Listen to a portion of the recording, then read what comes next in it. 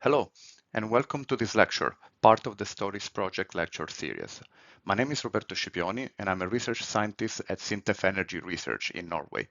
And Sintef is a non-profit research organization that works across a large range of different fields, including energy, digital technologies, and industrial innovation. And today I will be discussing with you the role and potential of battery energy storage systems, and more specifically, their application in long duration stationary energy application. First of all, I just want to start with an overview of the agenda for today, having a look at with an introduction and current political environmental context, and especially looking at the motivation behind introduction of energy storage and what are the long duration storage needs. Later on, we will have a look at the different type of battery technologies for long duration energy storage, from material level and moving on beyond material, and concluding with the strategic pathways forward from both a technological and a political point of view and strategical point of view, and finally concluding and having a look at the future opportunities. But first of all, I would like to start talking about the European Green Deal. That this is a set of policies released by the European Union with the main goal of reducing the greenhouse gas emission by 2030 by at least 55%. And this is the final goal is to move Europe toward becoming a climate neutral continent by 2050. And this green transformation can help Europe in strengthen its economic growth, security, and of course, this is one of the most important relevant climate action for our continent. In addition to this, it's also important to have a look at the very tense political situation of the last couple of years. That's why the European Union, especially following the global energy market disruption after the Russia's invasion of Ukraine, for example, the EU has presented the Repower EU plan. That is another set of policies that is working on moving toward the reducing and finally ending the European dependence on Russian fossil fuels. And in addition, this will be supporting the tackling of the climate crisis. In order to respond to this political tension in the last couple of years, it is important, of course, to diversify the different energy supplies, working on energy savings, and of course, trying to accelerate the deployment of renewable energies in order to replace fossil fuels in home, industrial, and power generation application. But as we are seeing now and we are evolving toward a future energy system, it's important to understand that there is a higher degree of complexity in the energy systems that we're looking at. Especially the energy system of the future, most importantly, will be decentralized, disaggregated, and multi-vector. So it is important to understand that there is not going to be one solution, but several ones. And of course, it is important to work on flexibility, different system architecture, and system operation and regulatory framework, as this will be relevant in order to achieve the most important objectives from the EU that are decarbonization, security, and affordability.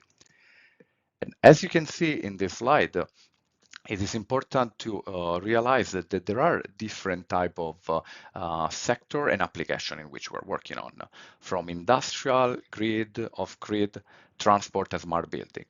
And most importantly, there is a number of different energy carriers, among which electricity, fuels, heat, and when we talk about fuels, of course, is natural gas, hydrogen, ammonia, for instance, and a number of different way of generating fuels, heat, or such powers such as wind, solar, including concentrated solar power, as well as hydropower sector, more specifically where the geographical conditions are present.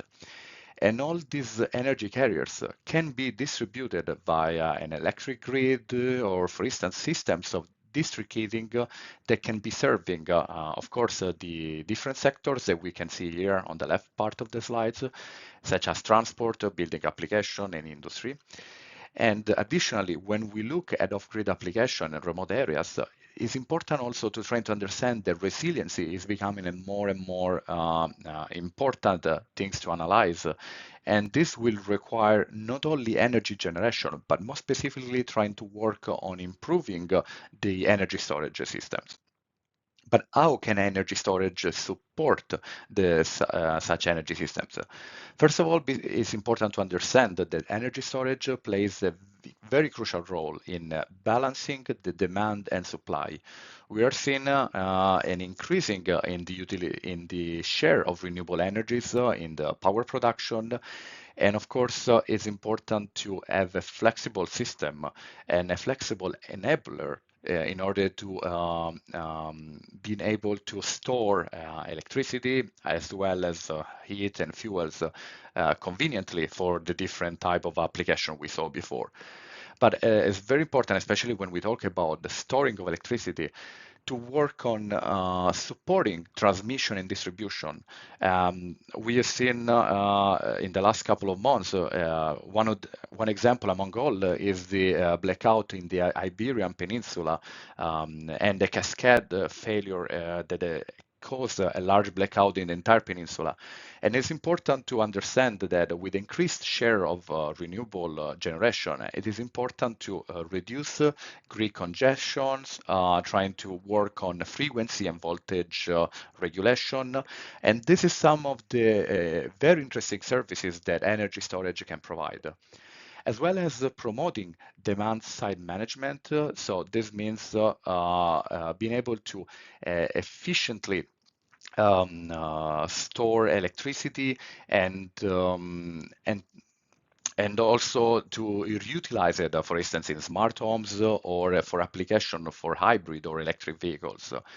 And one of the most important things that we also have to understand is that having energy storage systems, this can be helping us in enabling a very secure and competitive market, especially as we saw that in the future energy systems will be much more diverse and flexible. It's important to have cost-effective alternatives to grid expansion.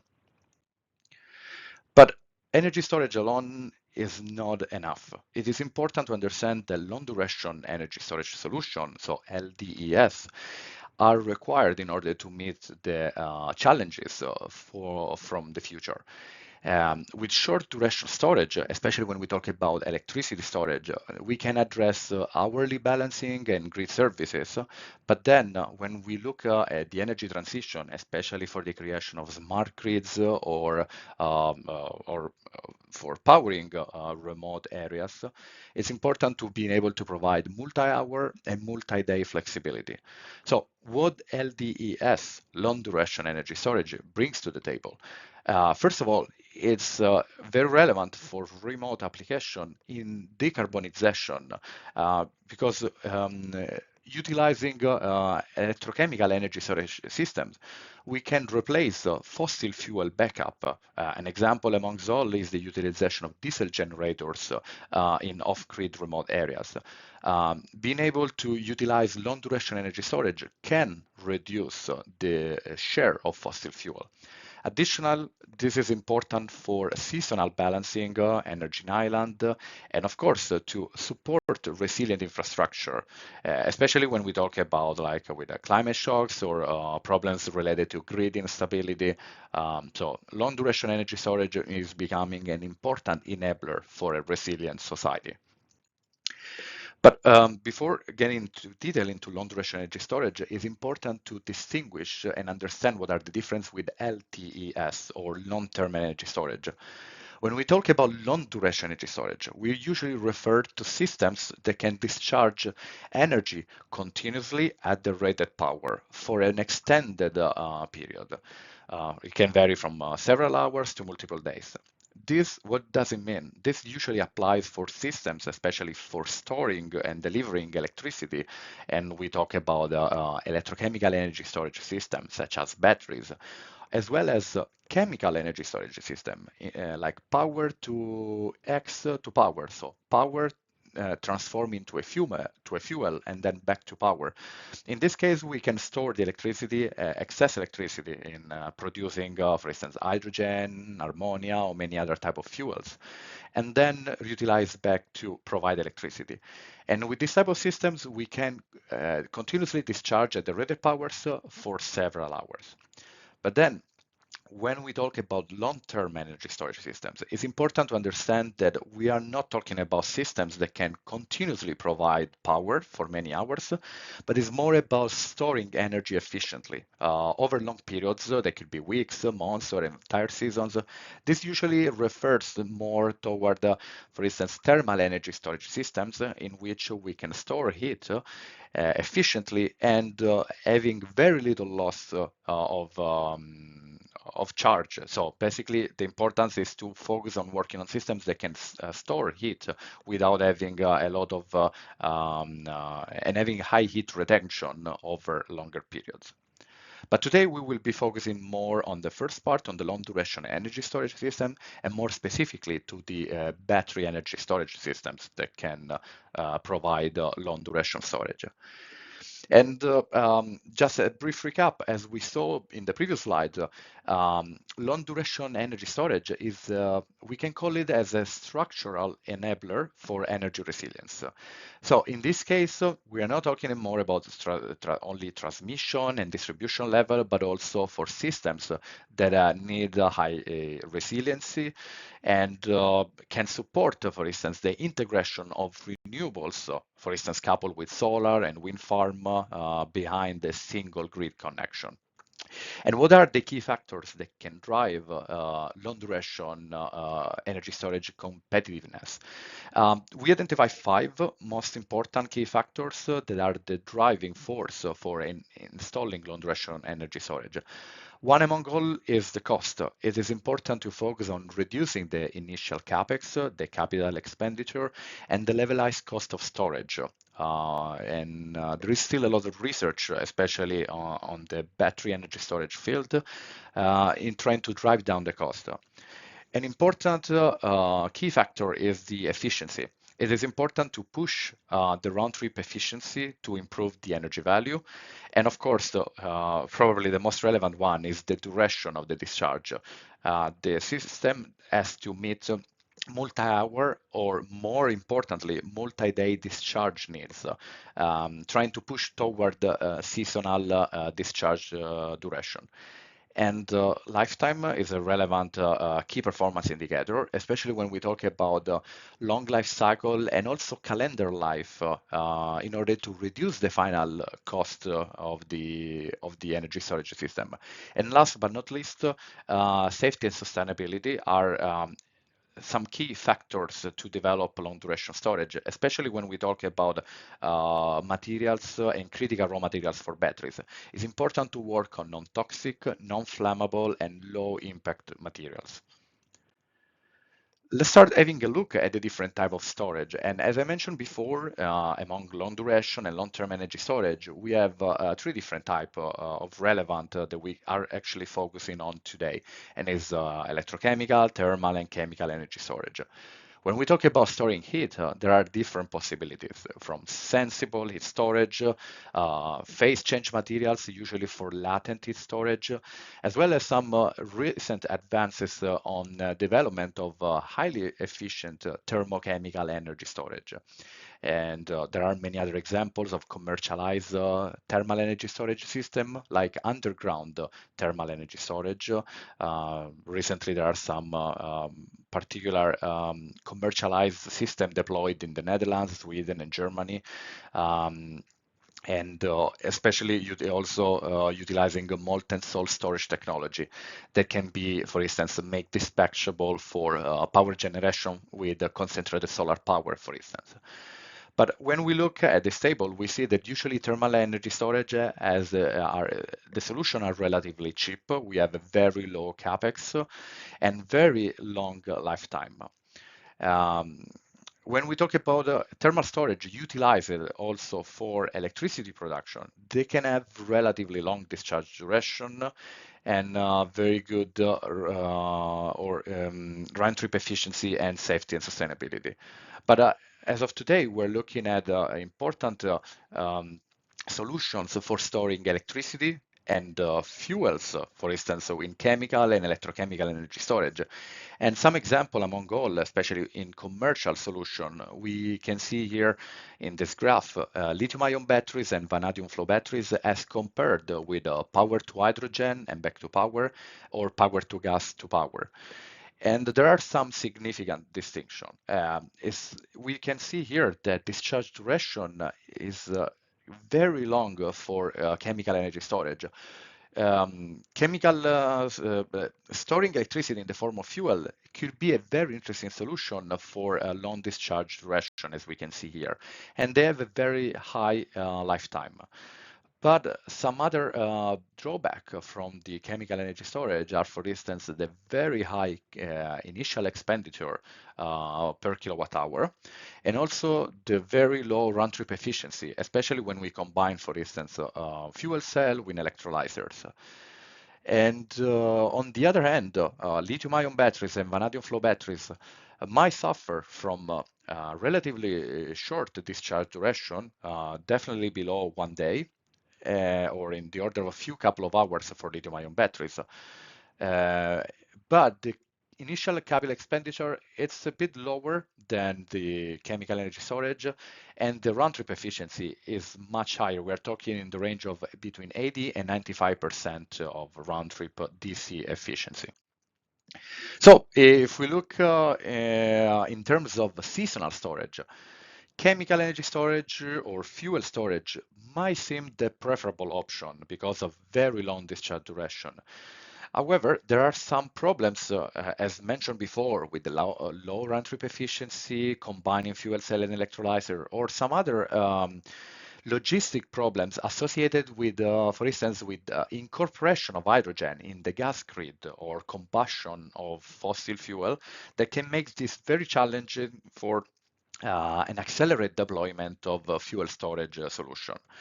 So that's why we are also looking at trying to extend and pushing even further battery energy storage system for long duration energy storage. But what are the challenges? As of today, we will be looking at different challenges like energy density, cost, efficiency, scalability, or environmental impact.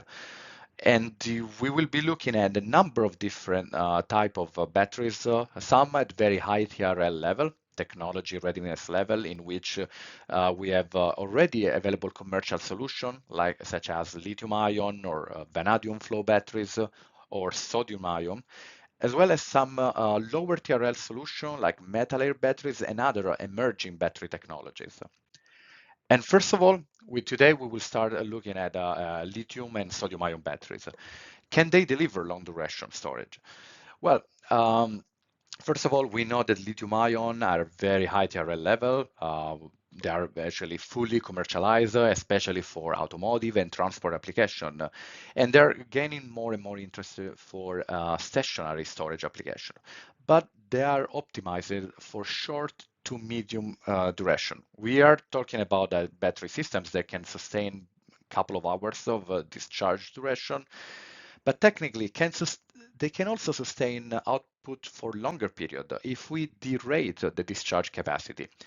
However, if we go for discharge duration longer than 6 hours, this might not be extremely convenient, especially when we talk at relatively high cost per kilowatt hour, when we talk at a large scale application.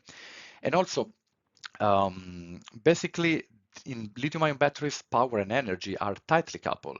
It's not possible to decouple them. So if we need long energy duration but not high power, we're still ending up paying for the cell materials and the power that we are not utilizing. So this is actually making lithium-ion less cost-effective for application, for instance, where discharge happens over longer duration, longer hours. And this is very different from other technologies that we will see later, where, for instance, we can decouple energy from power, so making this more economically feasible. And then, if we talk also about sodium ion batteries are a little bit lower TRL level, but they are in principle very similar to lithium ion batteries, and there are new emerging and lower cost raw materials. They're usually safer and but still at an early commercial phase. And they have not been proven yet for multi-day long duration energy storage, as there are limited data on calendar life and density. However, we can try to still push a little bit further in order to have lithium or sodium ion batteries for stationary application. For instance, some cheaper alternatives, as we look at the increasing amount of electric vehicles are now commercially available, we can anticipate a surge in the end of life batteries in the next couple of years. And this can create an opportunity for utilizing more second life batteries. These are cheaper alternatives, especially from a point of view of circular economy, as we are extending the lifetime of the initial battery, making it cheaper over the long run. However, there are some challenges when we look at state of health and state of charge. That this can, of course, decrease the entire lifetime of the battery, as well, or can be a problem when we talk about safety.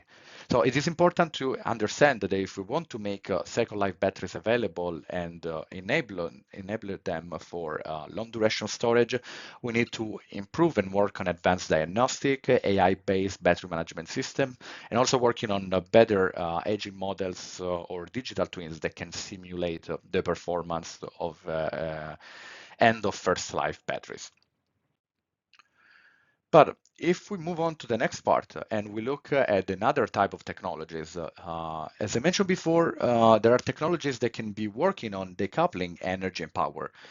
Vanadium flow batteries is a very interesting system that is very high TRL level, now fully commercialized, and it's a little bit different from a sodium or lithium ion batteries. As you can see here in this schematic representation, in the central part, we have the cell with a current collector, flow field, porous carbon electrode, and an ion exchange membrane in between. And this cell is connected to a negative and a positive electrolyte reservoir, in which usually we have a solution made out of vanadium and an acidic solution with vanadium salt. And this has been proved to be used for longer discharge duration than lithium-ion batteries, even longer than 12 hours. Aiming and achieving sometimes even 24 hours discharge duration. They have a very good cyclability and are very safe, especially because they use aqueous solution and non-flammable solvent. However, there are some challenges. They have a relatively high capex compared to lithium-ion batteries. Could be suitable for stationary storage, but they're still heavy and large system, and especially there are problems related to vanadium cost volatility and the toxicity of the solution. And also, it is important to understand that although vanadium flow batteries are very high TRL level and they've been widely deployed across the world, and there has been some very large installation of a gigafactory, for instance.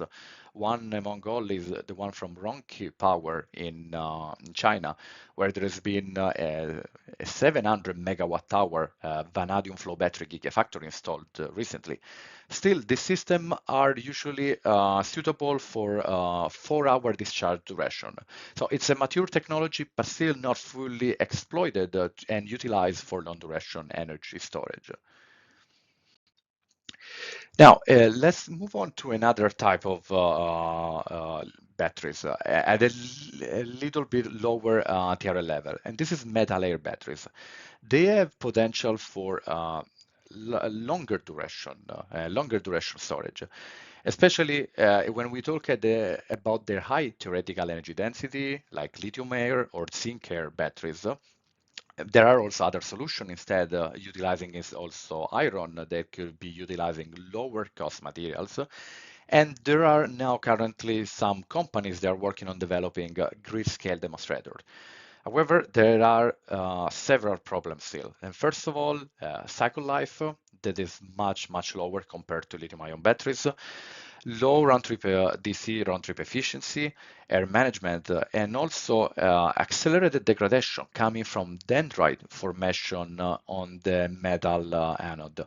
And this can cause to a very quick decrease in the discharge duration and efficiency, and still more challenges need to be tackled the next few years. Zinc Air, as we mentioned in the before, is more promising in the short term, considering the lower cost materials, but still relatively higher energy density. And we saw some pilots installed recently in the US and Canada. However, what can we do to push battery energy storage to the limit and trying to get a longer duration? An interesting and very highly investigated solution is lately is utilizing hybrid system that combine the advantages of a flow system like vanadium flow batteries with metal layer. And so we're trying to get the advantages of high energy density with durability and flexibility. There are recently more example configuration from zinc bromine flow battery system in which on one side of the cell we have actually deposition of zinc metal on the carbon electrodes. However, and there are some benefits, of course, from reducing the capital expenditure because there are lower costs compared to vanadium flow batteries and potentially longer discharge duration. However, if we look at these systems, for instance, the zinc bromine or zinc iodine that are the most famous, there are still some problem related to the poor cyclability, especially because, as mentioned before, for the metal layer batteries, is the formation of zinc dendrite on the anode.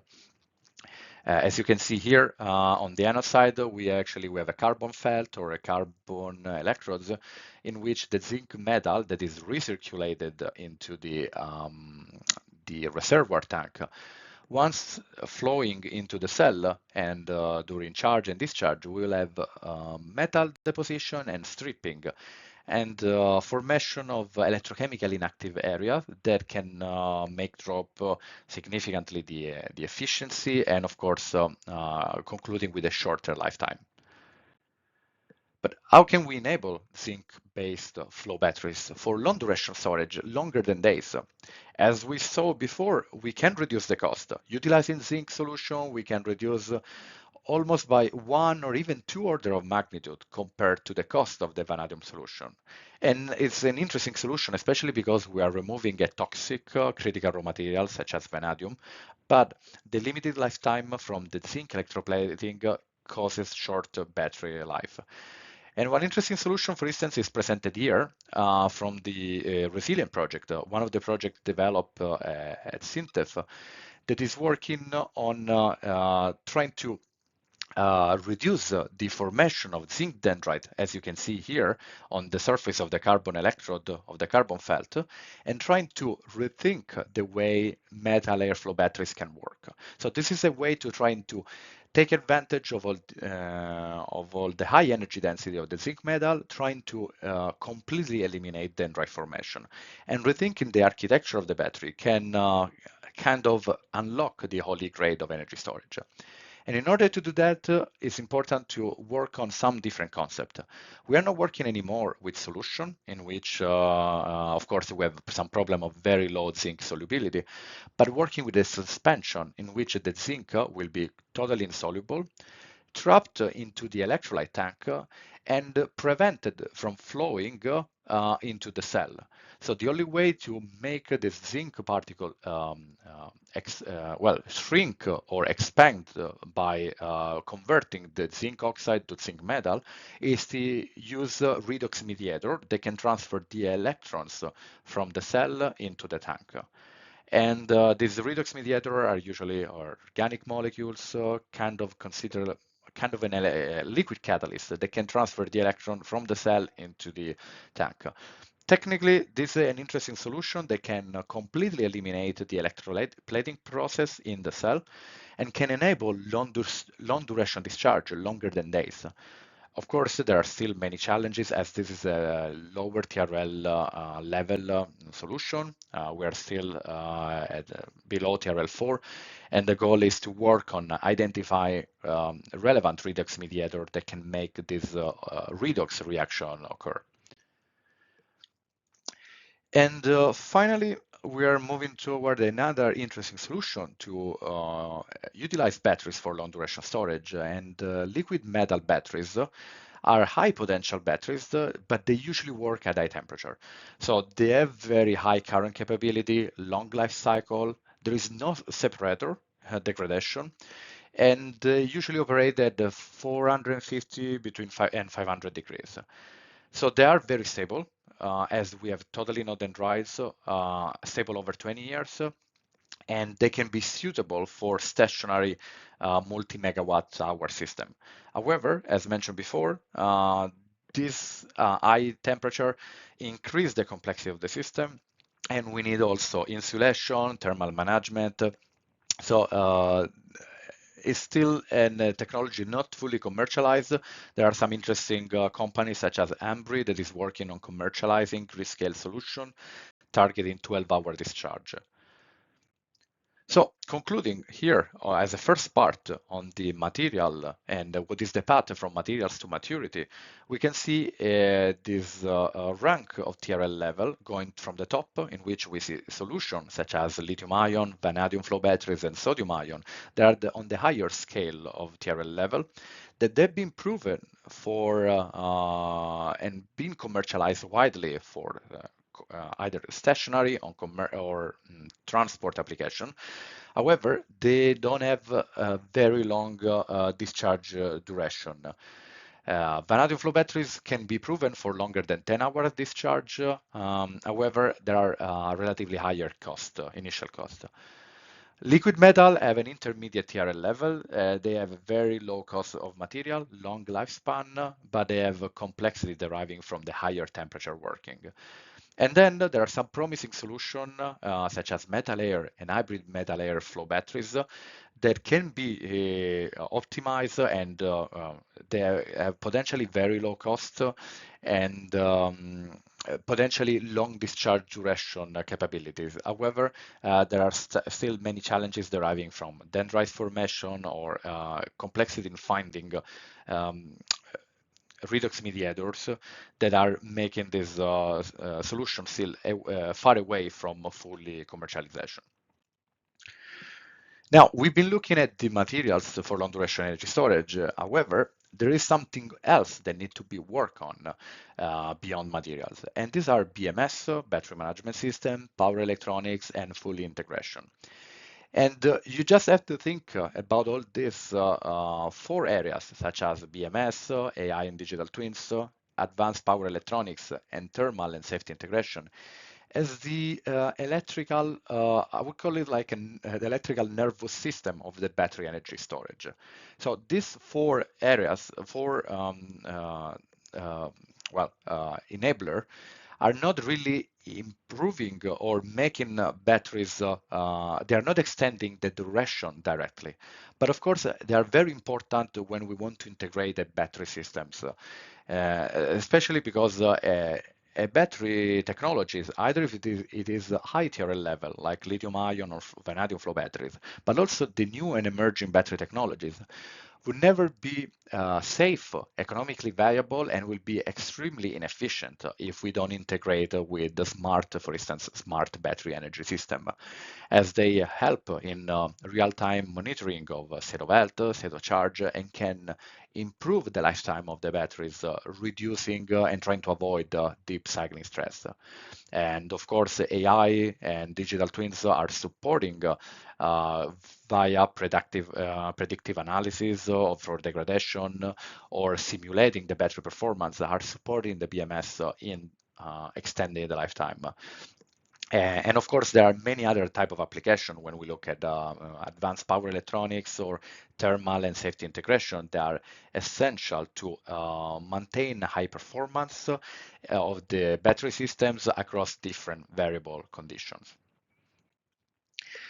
Now, moving toward the conclusion of this technological part, it's important to understand that there are also other type of solution, not only looking at the single energy, electrochemical energy storage, but also trying to combine them into an hybrid energy storage system. So hybridization of batteries with other type of energy storage could exploit and take advantage of a combination of high energy and high power systems, can increase the round trip efficiency of the system and the resilience, and can be adapted in different applications from off-grid, microgrids, or utility scale system. And you can see on the right side of this slide some examples in which batteries can be combined with a chemical energy storage, for instance, with electrolyzer. For instance, combining fast response system with a seasonal duration, such as fuel cell and electrolyzer combined together, for instance, for grid balancing as well for resiliency of off-grid application. We have, of course, hybridization with other type of electrical storage solution, like with supercapacitor, for instance, in hybrid system for EV charging station, or supporting frequency response for combining basically lithium-ion batteries with system that can deliver instant power. Battery can be also hybridized with mechanical energy storage, such as pump hydro, and this can be very relevant in mountains regions in which we want to combine long-term storage with different stack services, such as frequency regulation or black start. And last but not least, some relevant application could be combination of batteries with phase change materials or thermochemical application. Very relevant, especially in industrial sites in which we can combine, for instance, lithium or sodium-ion batteries with PCM, or for supporting district heating. Reducing the electrical demand peaks and of course enable energy shifting across different sectors.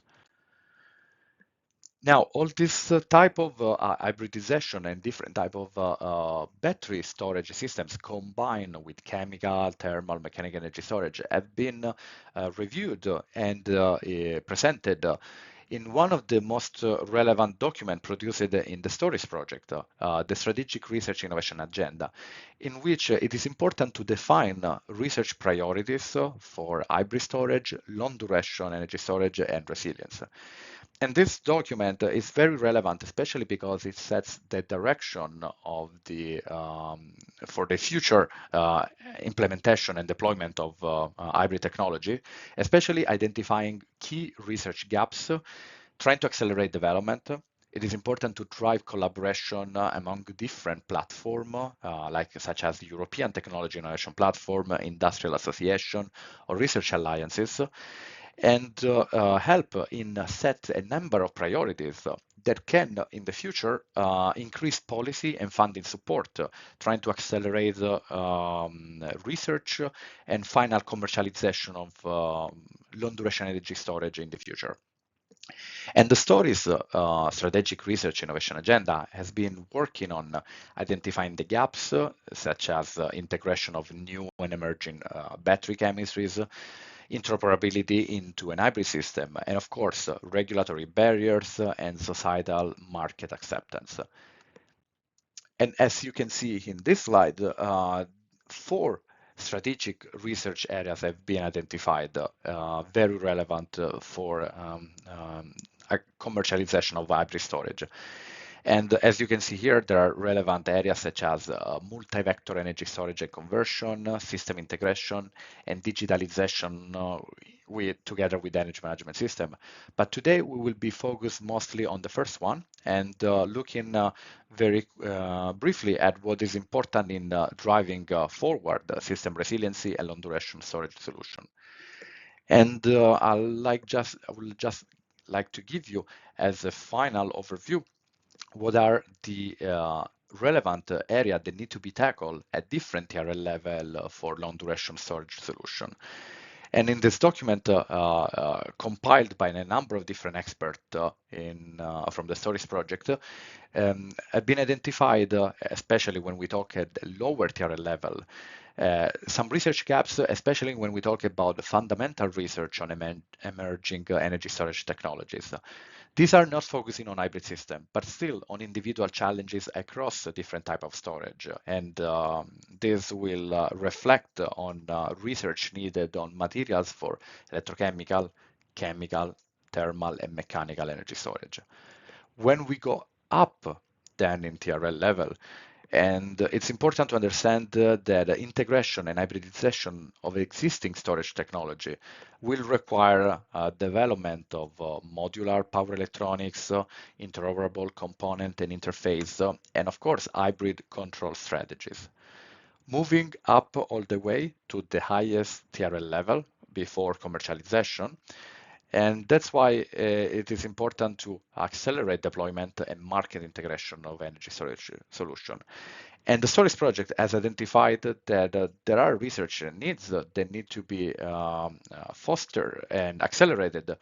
For instance, looking at repurposing and retrofitting of existing storage infrastructure. This will be very relevant for extending the lifetime of current power plant or utilizing legacy fossil fuel plants. And of course, a lot of research is needed in order to design and validate the performance of scalable, long duration and long-term energy storage system under real operating condition. And all these strategic areas identified in this document from the Stories project, in addition to a number of recommendations at the European and the national level, have been recently published and are available for policymakers, researchers, or industry, with the final goal of accelerating the deployment of hybrid solution for long duration storage. So, to conclude, how can we push the boundaries of long duration storage? It's important to understand that this is not just about inventing or trying to find the next breakthrough in battery chemistry, but it's also to understand how we can integrate systems, we can make them smarter, more efficient, and more adaptable. So it's about combining technologies, as we saw in the hybrid solution, combining batteries, thermal storage, hydrogen, but also we've seen that we can move beyond chemistry. So we don't need to require new battery materials, but also digital tools or hybridization strategies are equally important. It's important also to look at the enabler for progress, so working on advanced battery management system and power electronic, and of course, trying to coordinate research and development across different disciplines. We, in the Stories project, have been working with many other European technology platforms, focusing not only on batteries, but also on thermal energy storage or mechanical or chemical. And this can help us in unlock scalable deployment. And finally, it's important to understand that a holistic innovation ecosystems can be created working from lab scale all the way up to market, aligning with policymakers and system level value creation. And this is essential for accelerating impact. So to conclude, I hope that I demonstrated that long duration energy storage is not just about storing energy. It's about enabling long-term value in a decarbonized, resilient energy system. And this is where smart design, collaboration, and innovation can really make the difference. And with this, I just want to thank you all for your attention. Thank you very much.